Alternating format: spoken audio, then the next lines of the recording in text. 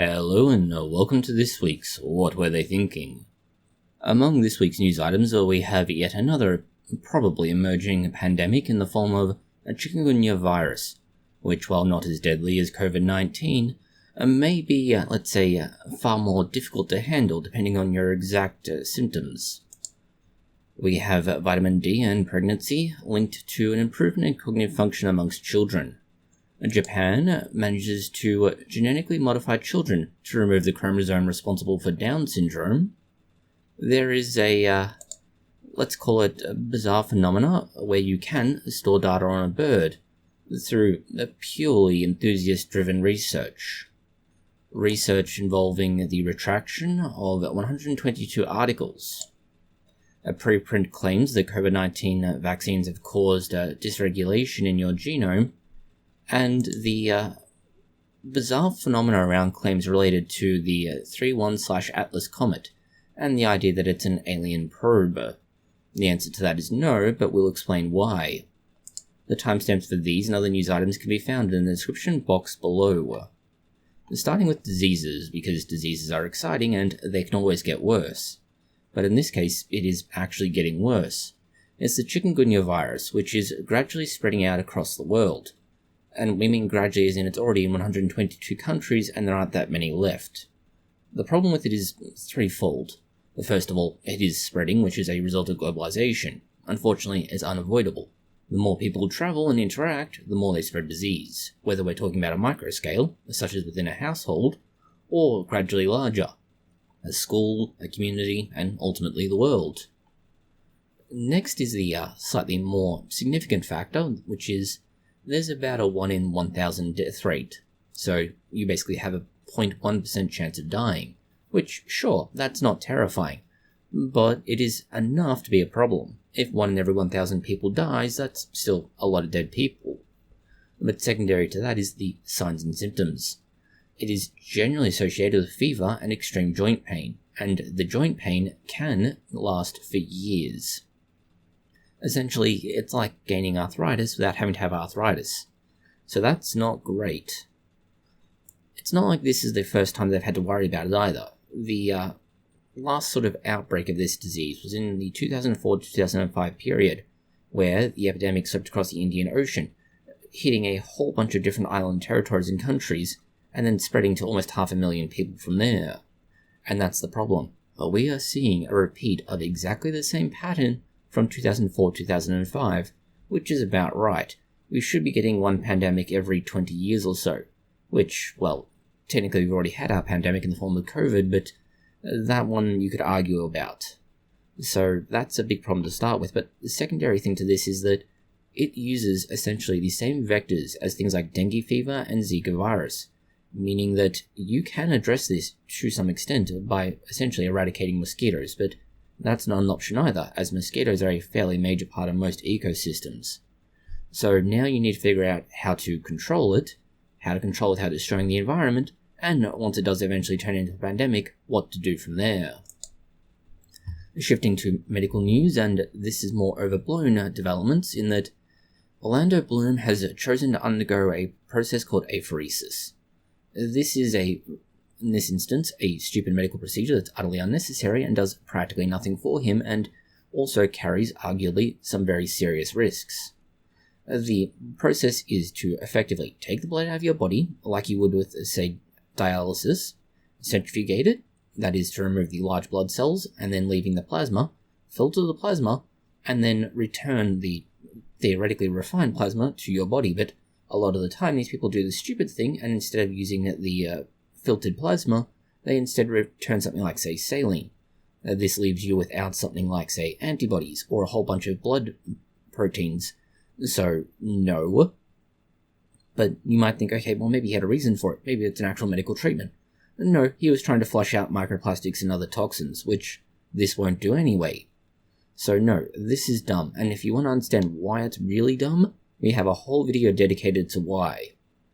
But, yeah.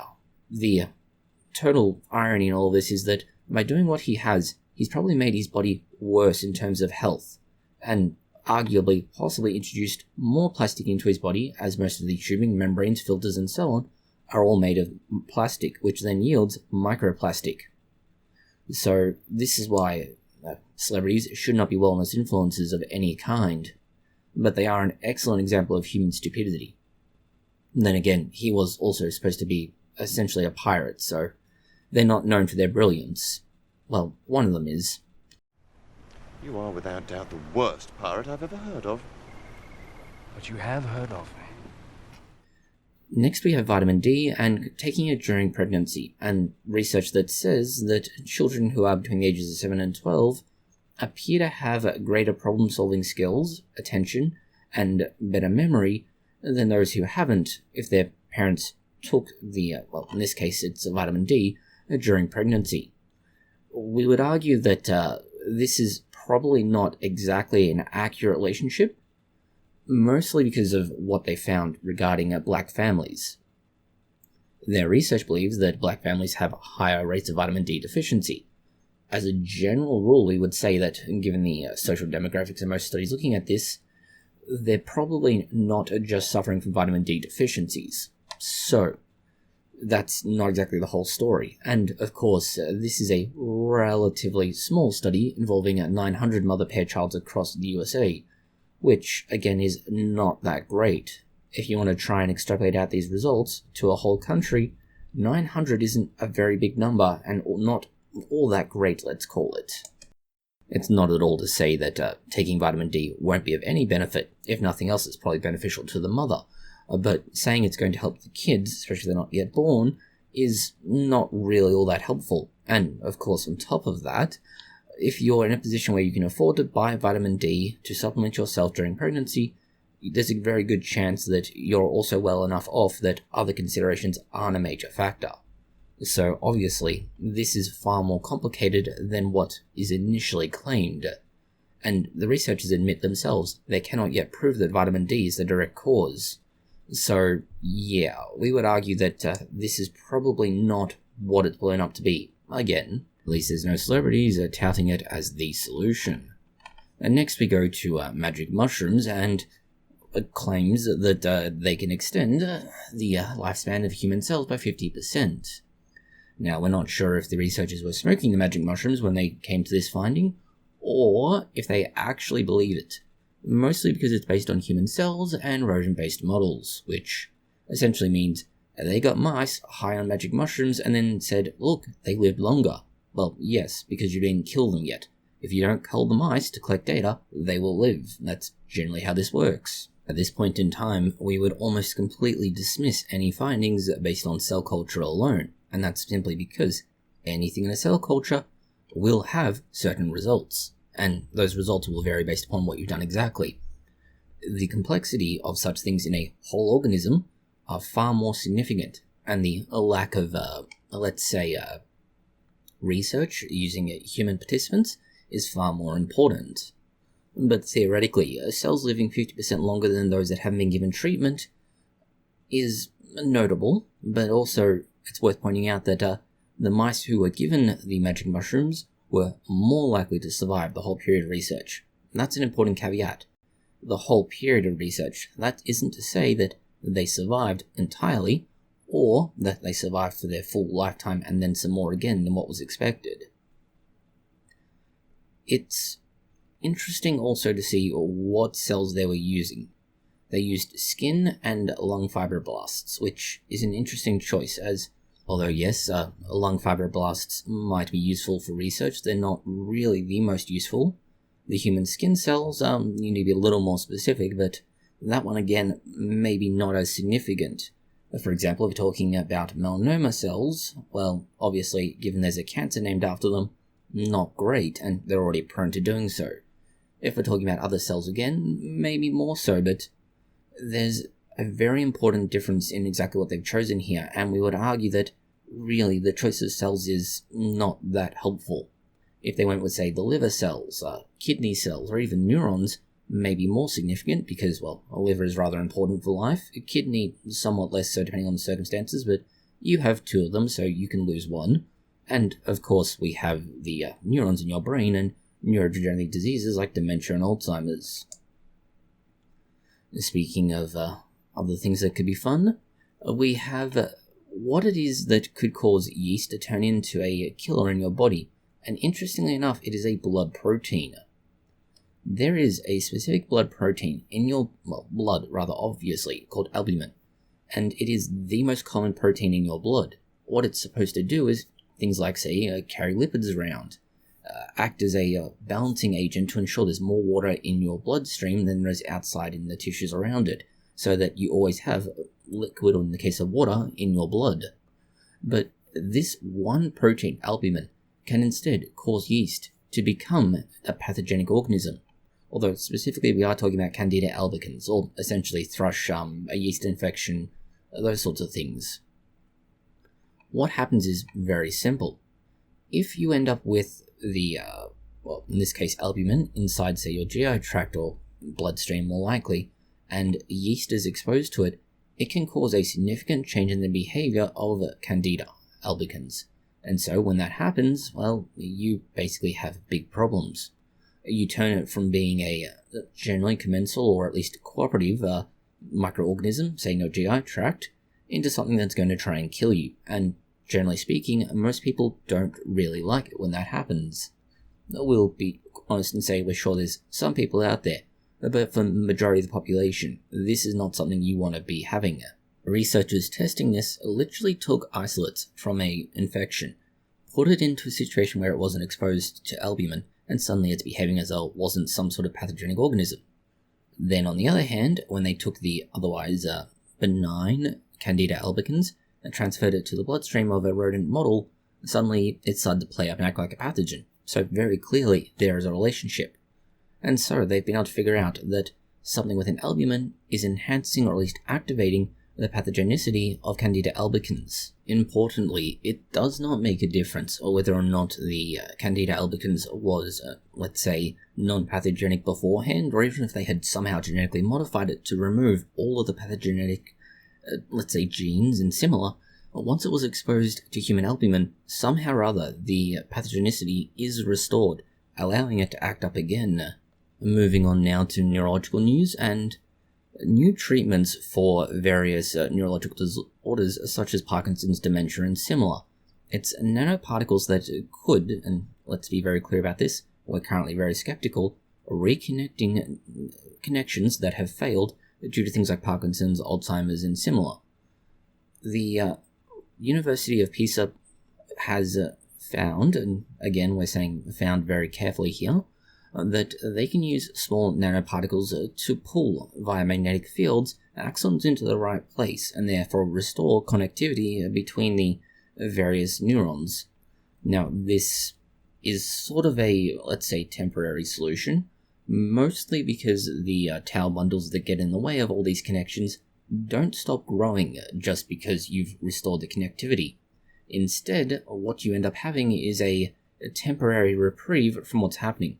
But importantly, if you can slow down the damage to the brain by slowing down the development of these tau bundles and restore connections, you might theoretically die of old age before you die from things like dementia and Alzheimer's disease, which that's not a bad thing, and depending on the, let's say, quality of your life at the time. If your quality of life is terrible, you might just prefer to die almost immediately from this, rather than have your life extended somewhat indefinitely. The exact method uses the nanoparticle to essentially pull and stretch out the axon, which allows it to, let's say, not only be more stable, but produce more axon branches and synaptic vesicles. Vesicles are what send out the neurotransmitters, which are then meant to find another axon to bind to. That axon should have receptors on its surface. This should improve the communication between neurons. In sort of neurological news, we have Japan and claims that they found a way to remove Down syndrome and essentially fix the issue of having a chromosome that's causing all these problems. The technology behind this is CRISPR, so this is something that's already relatively available. What happens with Down syndrome is that you wind up with 3 copies of chromosome 21 rather than the standard 2. The extra chromosome causes all sorts of grief, and, well, depending on how you look at this, you could either claim that they're engaging in eugenics, which sort of, maybe, or arguably you could simply say that they're addressing an underlying problem that drastically alters someone's quality of life. After all, Down syndrome is not exactly known for its, well, not just popularity, but in general terms, being the best thing to possibly have in terms of diseases or conditions. It is, however, important to note that this treatment isn't exactly perfect, let's call it. And it's not perfect for a very simple reason. They, well, let's be blunt about this, they had a very low success rate initially, 13%. So that's not great to start with. Now, it does increase to 30%, but that requires that they suppress the DNA repair mechanisms inside the cell, which is rather significant. That's not to say that it's necessarily entirely adverse to life, but it isn't good. And the problem we have with it is very simple. There is no discrimination between which particular copy of the chromosome 21 is being targeted, and as a result, it's nigh on impossible to try and be specific about which one's getting damaged. And that's why we're concerned about stopping the DNA repair processes. If you're thinking, great, now we can start eradicating all of your Down syndrome, no, hold your horses. Two things. One, the ethics committee has words for you, but secondary to that is that this is only an in vitro proof of concept. Basically, they've demonstrated we can do this, but we're not yet ready to do so in actual living organisms. That doesn't mean that the benefits are not there. To be very clear about this, Down syndrome, other than its relatively obvious issues to do with cognitive impairment and very characteristic physical traits, does have other problems associated with it, such as the increased risk of health issues. Heart defects are a very common phenomena, leukemia and Alzheimer's related dementia. So no, this isn't just eugenics, it is actually beneficial to the people who would have otherwise been diagnosed with Down syndrome. But it's very important to note that there's no, let's say, established safety profile yet for non-targeted genetic material changes. So it's groundbreaking, but it is, let's say, very preliminary. Shifting now to recovery-related news, it's that chocolate milk is arguably much better for you to recover from your physical activities, such as exercise, than sports drinks and energy drinks. The use of sports drinks has generally been used due to its relatively high ratio of carbohydrates to protein, but chocolate milk also has a very high concentration of sugar, but also provides a lot of other sugars that aren't your standard fare, but also provides enough protein that it is arguably much better for you. The downside to this, as the article we linked to states, is that there are some pretty big limitations to all the research into this, mostly related to the size of tests, and not just the size of tests, but the relatively small number. So beware that although these claims are at least somewhat true, they are, let's say, not to be taken necessarily as the absolute truth. Next we have news on microbiology, and specifically on how most bacterial families have certain chromosomal positions they tend to trend towards. So for example, you have this study that looked at 910 bacterial species. They found that the proteomics data, that is the data looking at its genome and specifically the proteins it makes, for example with E. coli and Bacillus subtilis, have found that 2/3 of each of the gene families are essentially positionally biased towards certain genes, meaning that almost to say that when they replicate or where they've come from is that specific part of the chromosome, meaning we would argue that it's just that they have, at least fundamentally from an evolutionary point of view, found that that is a niche in life, this is what we work with, and therefore they have multiplied based on that, which kind of makes sense. It's how evolution generally works. In terms of species that are doing weird things, we have octopuses. The hentai character that everybody both wants to see and doesn't want to see. And possibly anime character, depending on exactly how risque they are being. In this case, though, it's that octopuses, despite how smart they are, can be fooled into thinking a fake arm is their own arm. This is, of course, Japanese research, because where else would it be coming from? What they've done is take an artificial tentacle, and during experiments, they, pinched it, and the octopus thought that it was their own arm being pinched. There is a relatively, let's say, easily conducted experiment that shows the same thing with humans. That is, you can trick the human body into thinking that you are doing something to it that you're not. It's the body transfer illusion. And this has been done since at least the 1990s, if not earlier again. And so it's proof that, well, octopuses at least are as smart as humans in terms of what is their own body and certain bizarre phenomena. Of course, whether or not you want to go out and find yourself an octopus to play with is, well, a different matter. Moving to a weird animal news, although we should perhaps say weirder, we have storing data on a bird. In fact, it's storing a picture on a bird in the form of a PNG by allowing the bird-shaped waveform to be the data storage method, although it is a very slow data transfer method at just 2 megabytes per second. Now, you may have heard of Starlink, but you haven't heard of Starling. Don't worry, the puns will continue. They are puntastic. So what we have here is that birds can only store and receive digital data, let's call it, and that what you do is you take a bird and the sound they make and you can turn it into an audio waveform. And this audio waveform can then be used to transmit an image. To be able to make use of this though, you are going to have to do 2 things. One is find an isolated baby bird and essentially brainwash it into making the various noises required after having trained it to play that, but also have the time and dedication to do so. And theoretically not believe in the birds are fake conspiracy, but well, that's a different issue entirely.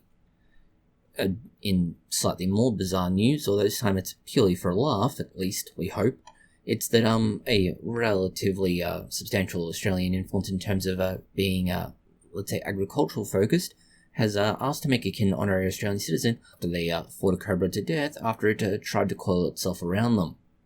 Now, we're not saying that Australia is a hell world. It is, but we're not saying that. Instead, when they're literally recruiting toddlers who are being able to fight cobras to death, you kind of have to ask, as we have previously, what is up with this country?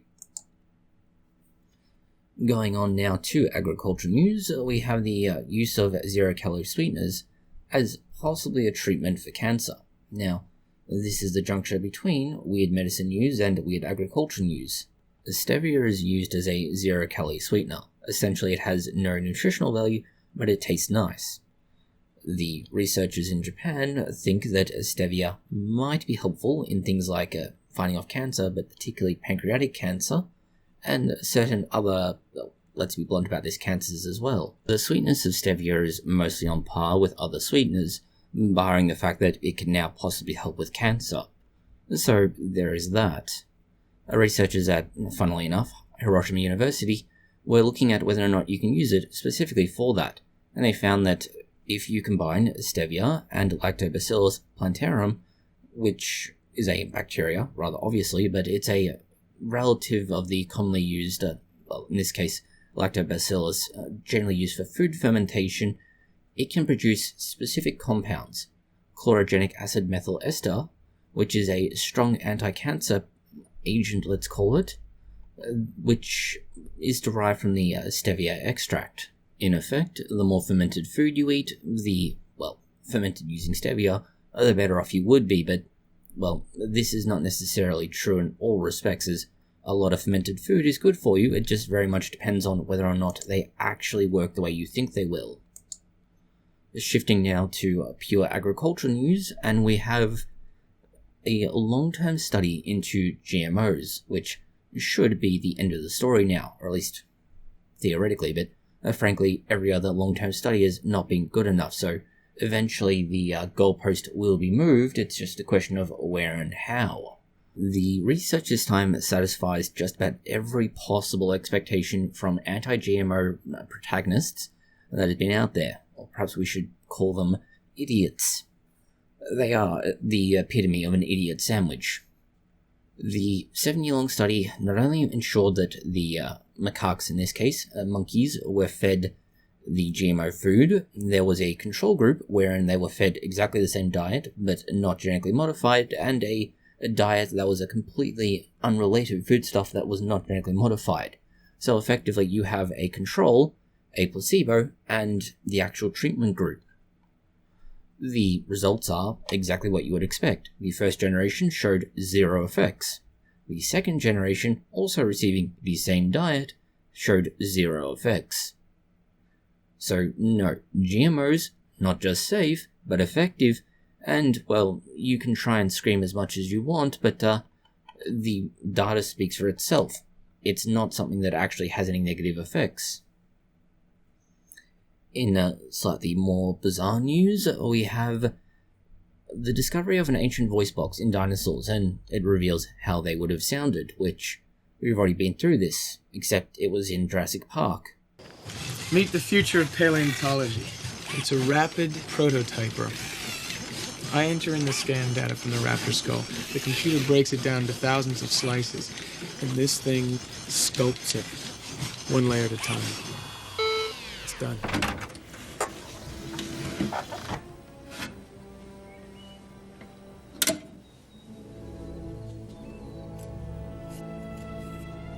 I give you the resonating chamber of a velociraptor. Listen to this.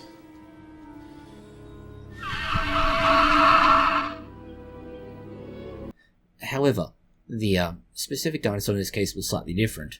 Rather than being a raptor, it was a giant herbivore called Pulosaurus quinlong.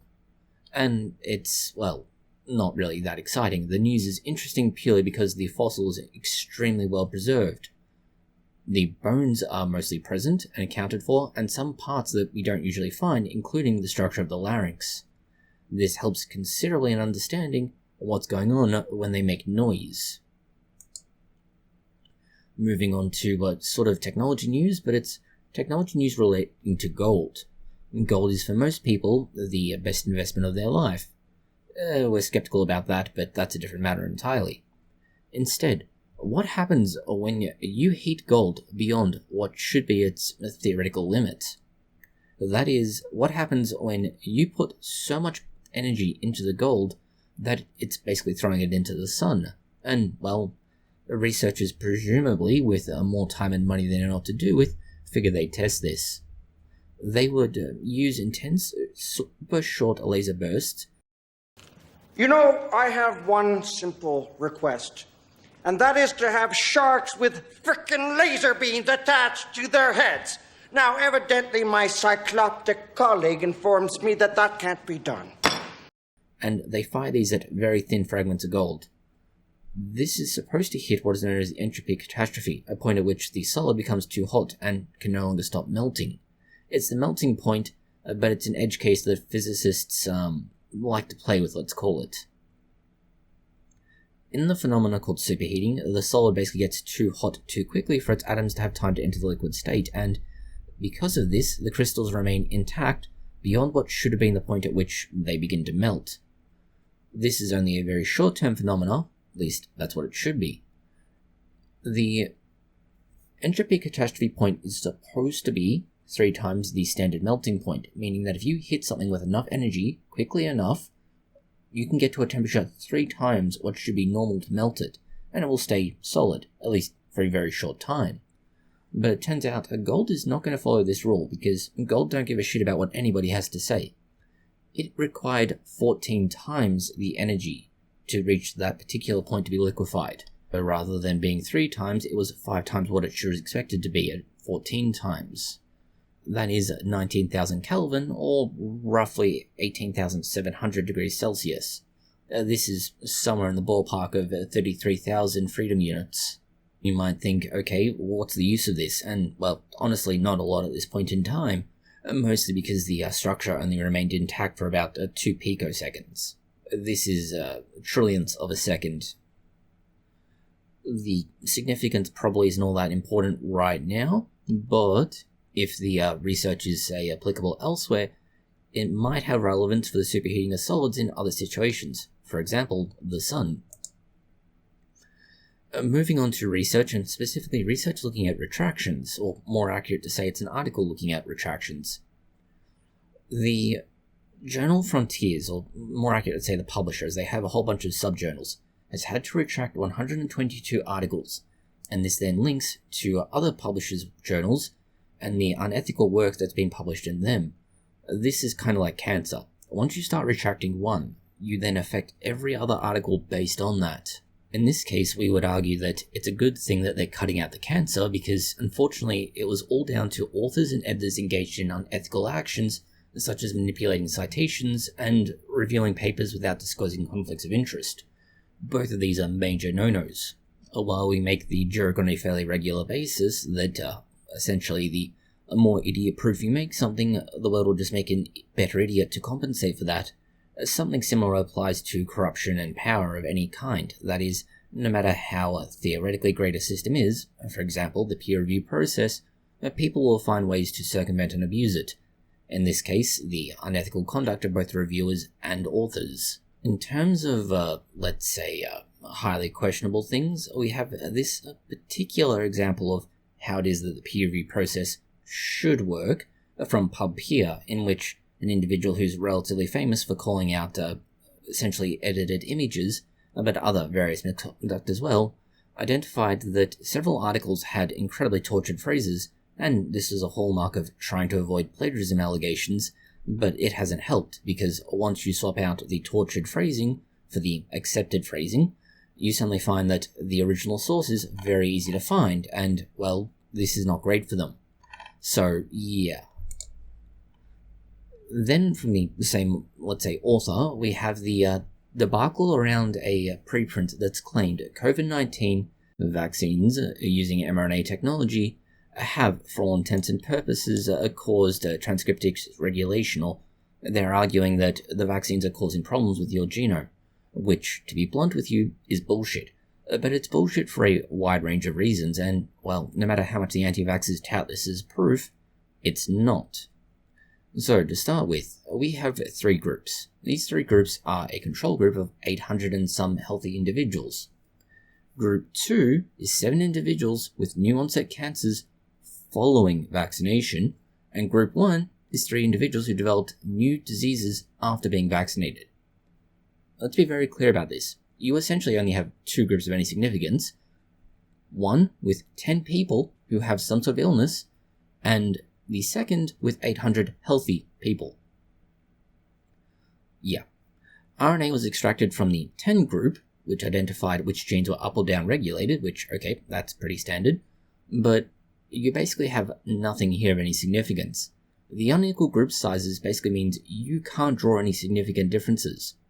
If they had instead, say, done a case match, that is, get someone of the same age or close enough to, same sex, same general health and well-being, and then said, okay, if I compare this group of people who have one set of illnesses and this group of person over here who have no illnesses whatsoever, you might be able to make some argument, but claiming that you're comparing 10 to 800 and some is no.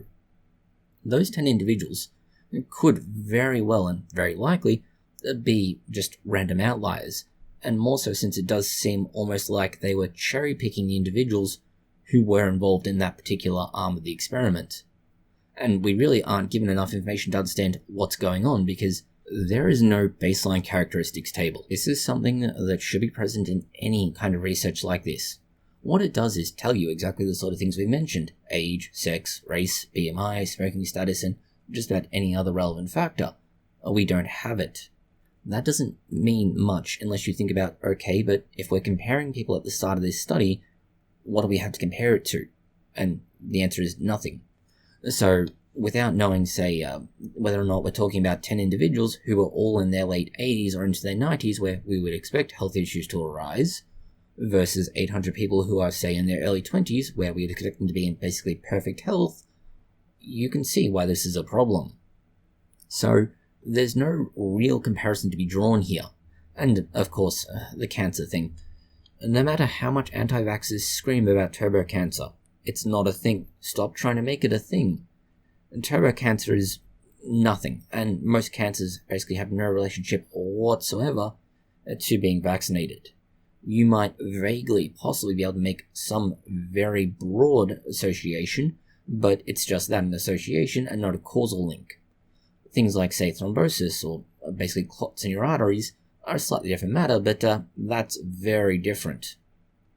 And perhaps the biggest concern we have is the ethics permission. Yeah. The ethics permission came from small businesses, which we have to ask, do they actually have their own institutional review board? And if they do, how big is that actual review board? Is it an individual? Is it a small team? Do they even really have the authorization to recruit participants for human research? There are a whole bunch of issues here. So, no. Even if we ignore everything we've said so far in terms of the, let's say, broad problems with this study, basically the entire methodology is dogshit, the RNA expression of healthy individuals versus those who are ill will differ significantly. So, again, it's no comparison to be made here because you can't say that there's a difference.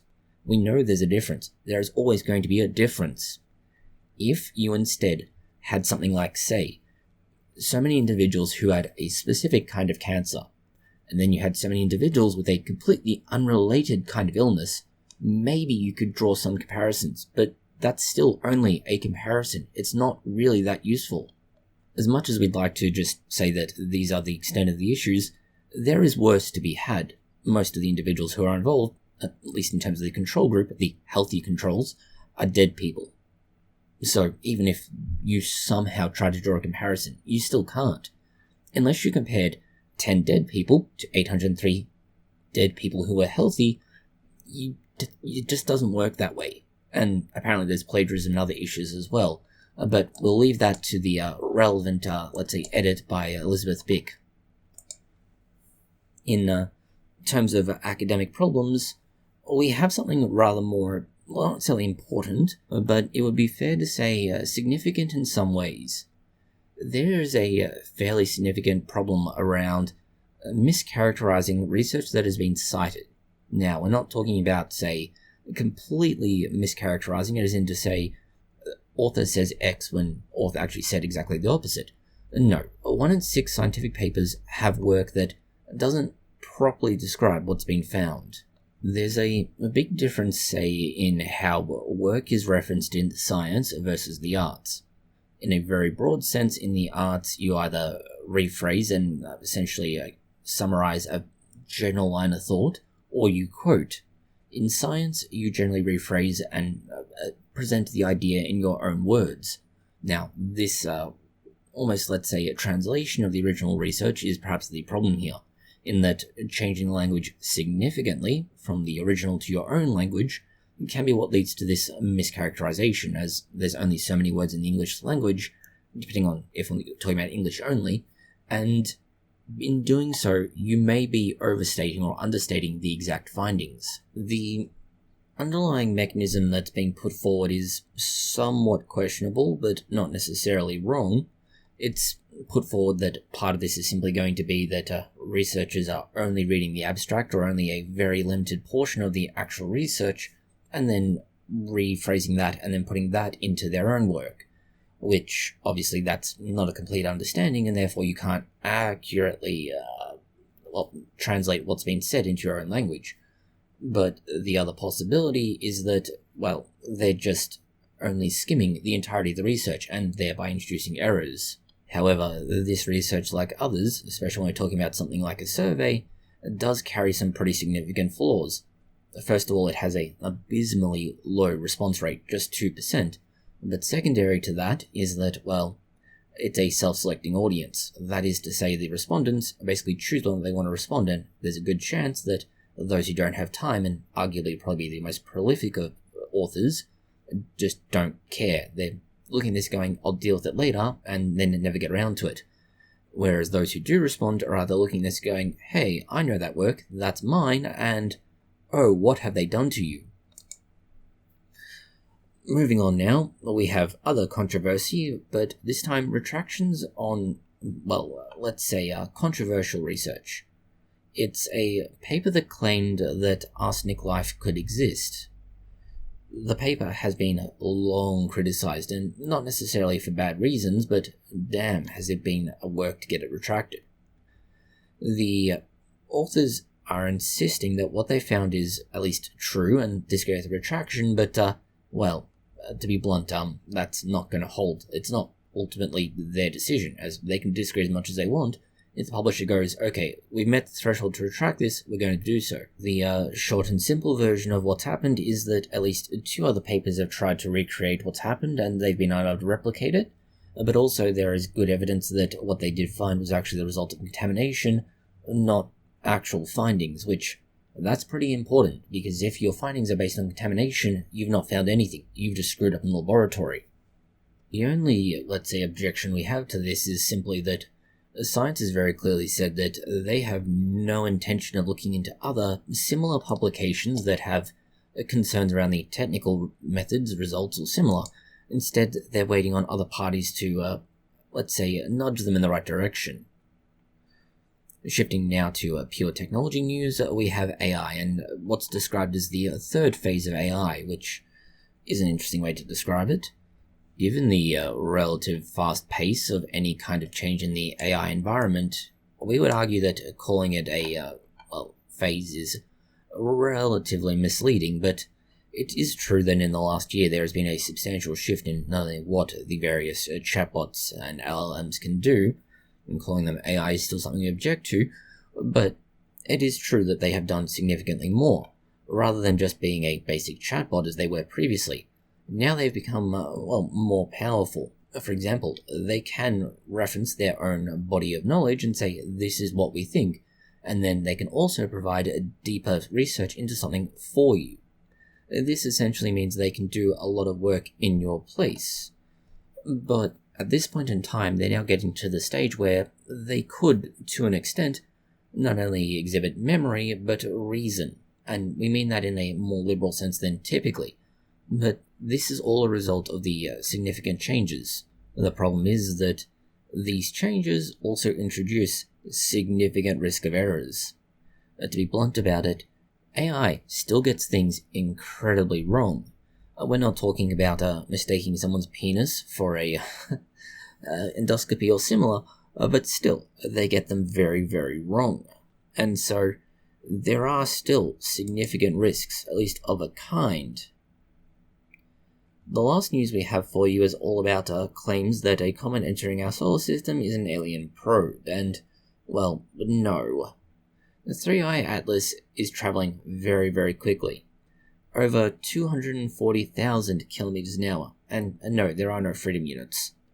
The giant structure is very big, it's about 20 kilometers in size, so this is huge, at least by space standards. It's a giant lump of rock, and possibly, if not definitely including ice, and, well, it's suggested, and this is the key here, that it may be something else entirely other than a comet. Now, we want to be clear about this. The paper that this is based on is not being peer-reviewed, but it is, let's be blunt about it, not from an author with a good reputation. They already suggested the last similar large object, Oumuamua, which was discovered in 2017, was also an alien craft, so they're basically throwing enough shit at the wall and hoping something will eventually stick, where they can then go and say, look, I told you so, I was right, even if they've basically been wrong every other time. In summary, there's no real evidence that this thing is even remotely close to a probe, and to be clear about it, our own attempts to send out probes have deployed things that are only 10 meters, not tens of kilometers in size. Understand, 1 kilometer is 1,000 times a meter. So, this entire structure would be roughly somewhere in the ballpark of 500 times the size of what Earth has sent out in the form of probes, if it were such. But there is no indications, none at all. There's no tail of gas to show that it's come from the right direction to possibly be that. There's no signs of any kind of alien origin, well, alien in that it's deliberately alien. There's no electrostatic discharge caused by sunlight hitting the probe, and there's no maneuvering or propulsion. So clearly, it's not something alien in that respect. Now, this may change in time, particularly if it suddenly changes its course to come towards Earth, but at that point in time, everybody would probably know that we're out of date. That's all the news we have for you this week. Thank you for watching, and if you found this interesting, consider liking, sharing, and subscribing, and please do post any comments, questions, or suggestions you have below.